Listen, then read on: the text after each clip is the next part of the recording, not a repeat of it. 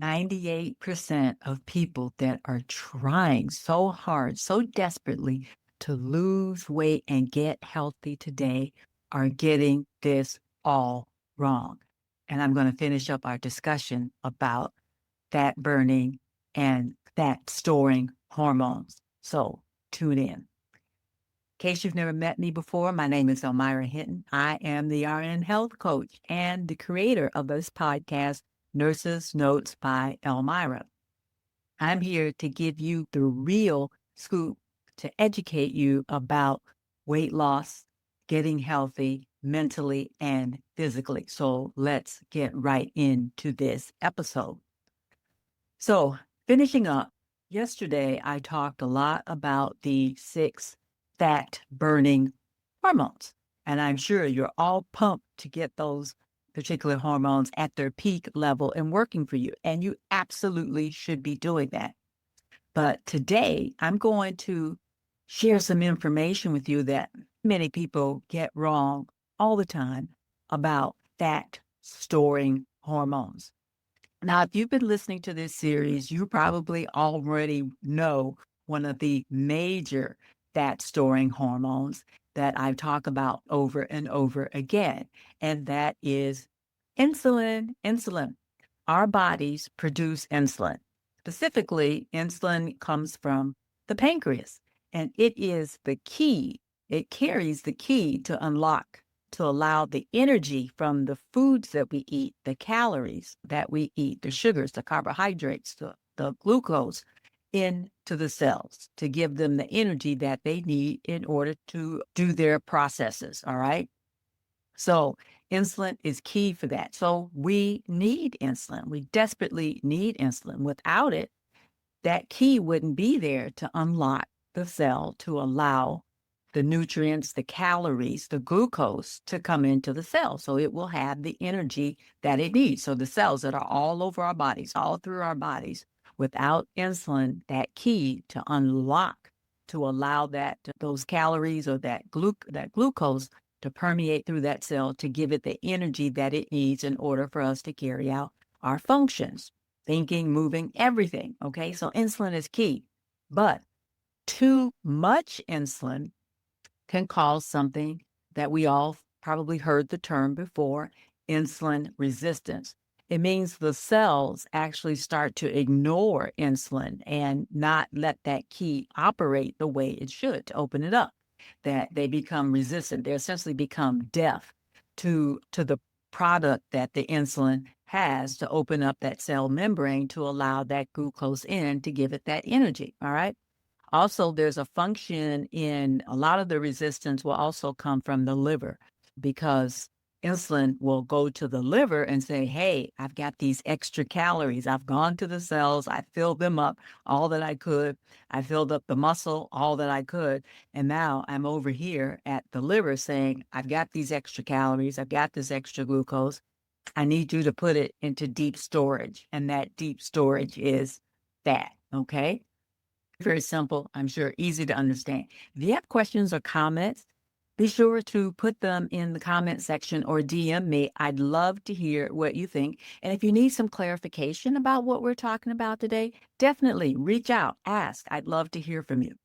Anyway, so insulin resistance occurs really in 2 spots. In your liver. Now, your liver is performing over 600 functions for the body, so it's really busy. And so insulin comes to the liver and says, okay, I filled up the cells with the glucose, with the calories that they need to function. I've given the muscles what they need to function. So I got all this extra. I got this extra. What am I going to do with it? And it takes it over to the liver. And the liver says, you've been here 6 or 7 times a day already. I don't have time for you. I'm not going to do it. It becomes resistant also. All right. I'm exaggerating about I'm not going. But again, the liver can become resistant also. Doesn't pay attention to insulin because of the high frequency that it's been over trying to bring over this extra glucose.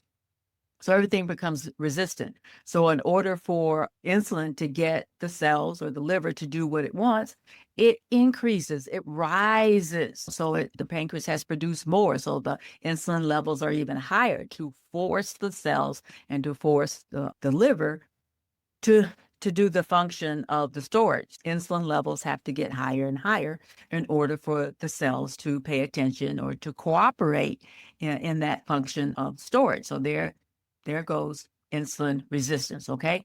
So insulin is a fat storing hormone, but we need it because we need that glucose to be transferred to the cells.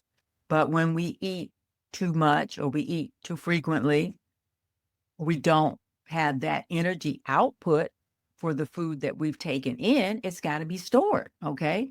Has to be stored.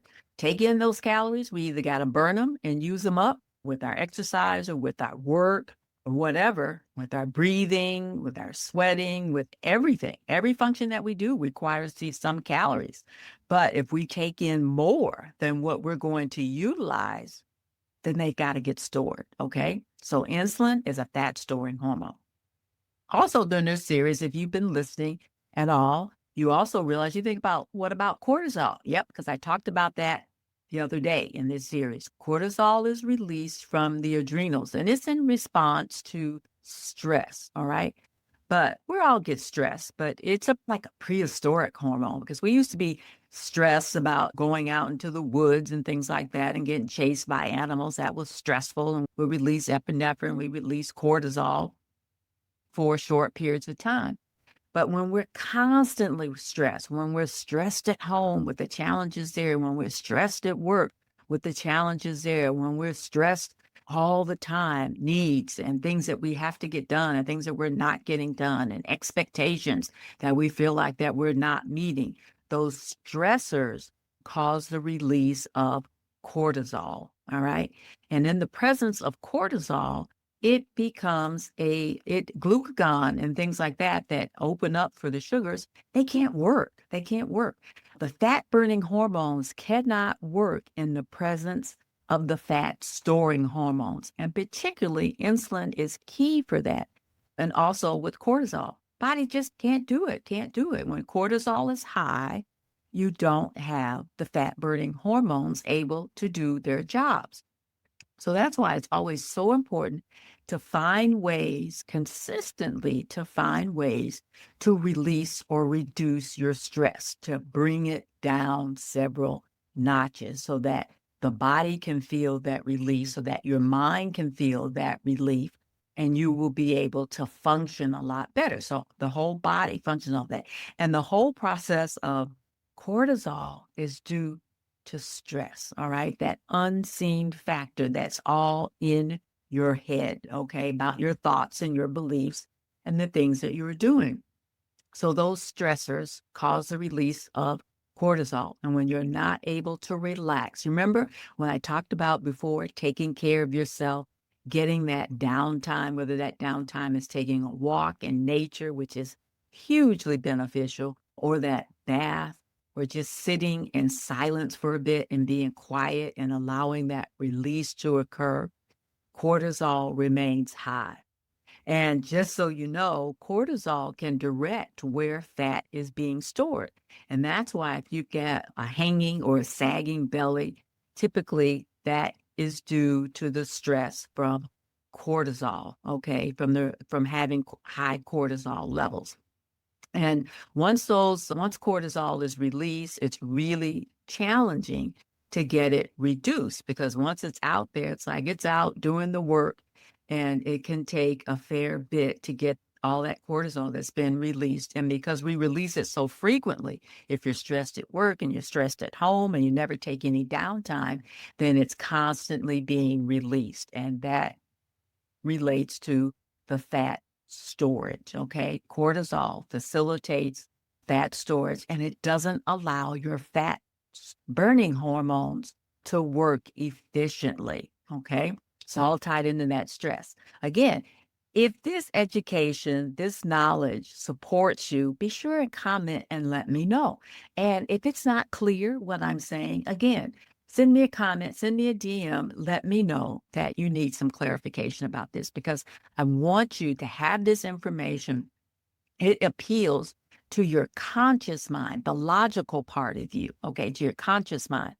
And you think, okay, this all makes sense. Well, in order to make real long-lasting changes, you've got to get to your beliefs and you've got to get to your habits. And that's all in that unconscious mind. And that's where that meditation work, where that relaxation, or maybe a one-on-one session with me with hypnosis is where you get to those unconscious beliefs in order to get those things changed. Because really, you start wondering why you're smoking, stress, cortisol release, why you're eating extra food, why you're looking for that relief, for that satisfaction, for that downtime through food. You might be taking in extra calories as that comfort measure. And that's the reason why you're not able to get healthy or to lose the weight that you want. Okay. So the third fat storing hormone, and ladies, I'm sorry, and men, because men have estrogen also, is estrogen. Estrogen is a fat storing hormone. That's why when women take extra estrogen, like in the form of birth control pills or something like that, they might see some weight gain come on because estrogen is a fat storing hormone, particularly around the hip areas. So while some fat definitely is needed there and shows there, excess fat is not particularly healthy in those areas. And so estrogen sometimes can be the culprit as to the reason why you're storing extra fat. And if you are running high estrogen levels, and this can happen in men also, they can have excess estrogen. It suppresses testosterone, which, if you remember from my talk yesterday, that's a fat burning hormone. So estrogen can suppress testosterone. And you may think, what are we supposed to do? Estrogen's natural in our bodies. Yes, normal levels are naturally occurring in our bodies, but sometimes there are a lot of estrogen mimicking like substances that we take in. Soy, for instance, can mimic estrogen and cause fat storage, additional fat storage. A lot of artificial fillers and things like that can mimic estrogen, so they can act like estrogen and cause that storage. So you have to look for those estrogen-like foods, particularly in soy. A lot of times they'll appear as meat replacement foods that you see in some of these meat burgers or burgers that aren't real meat. They'll have some estrogen in them quite a bit. If you look at the burger, I think that Burger King might produce, if you look up some of the qualities of that, some of the details about it, you'll see that there'll be some estrogen mimicking like compounds in there.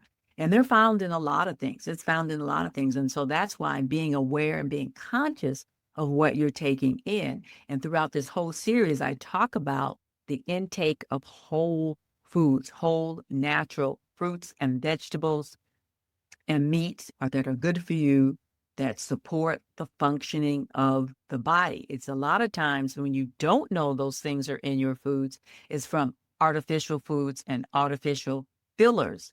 So a lot of times when they remove a fat from a food, like you'll see something fat-free or low fat, they're going to fill it with things like modified food starches and things like that will trigger insulin because it's a carbohydrate that could trigger insulin. And you don't even know it. And you think, I didn't eat any sugar. It's because the modified food starch or that filler triggered or increased the level of estrogen or increased the level of carbohydrate or increased your blood sugar and the need for insulin to come out. All right.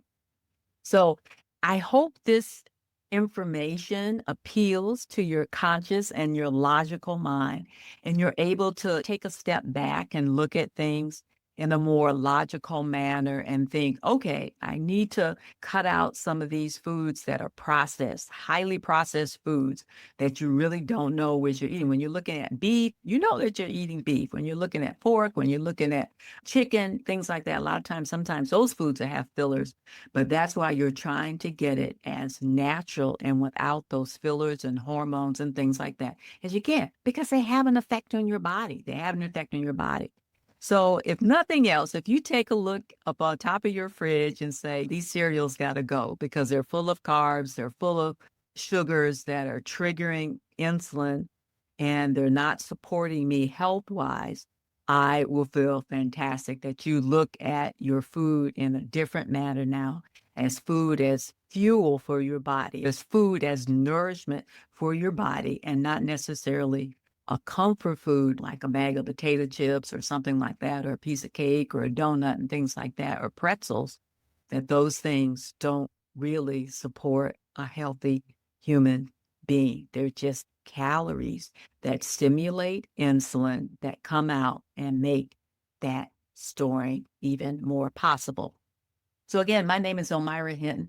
I thank you for listening. Please subscribe. Please can subscribe and definitely share this episode with someone that you think that might benefit from it. Maybe a spouse or a partner, someone else in your household, or maybe your children, so they can understand why you're looking at making changes to your diet to support the healthier, vibrant you. Okay. So you can just unburden yourself with those lifestyle changes and make it so much easier on yourself, and why unburdening yourself will help reduce your stress, thereby reducing your cortisol levels so that you can feel better and allow the natural fat burning to occur.